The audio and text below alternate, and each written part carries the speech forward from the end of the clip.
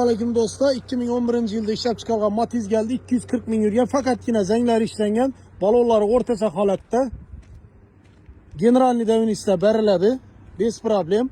10 milyon so'm bilan kredit ham chiqadi. Hamma ishingiz bitadi. Shuning uchun 1 milyon 600 dan kredit tushadi oyina.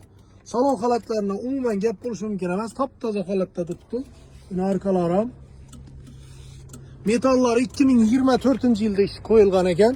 Bemalol gelip ustalarınıza ko'rsatib olsangizlar bo'ladi. Mashina yaxshi holatda, umuman hech yerinde aybi yo'q.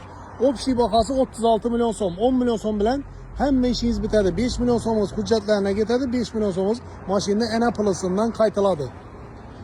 Endi kimlardir qiziq bo'lsa, mashinamiz Qo'shni avtoda turadi. Mashinani umuman bir yeridan ham gap yo'q. Salon holatlari ham top-toza turibdi.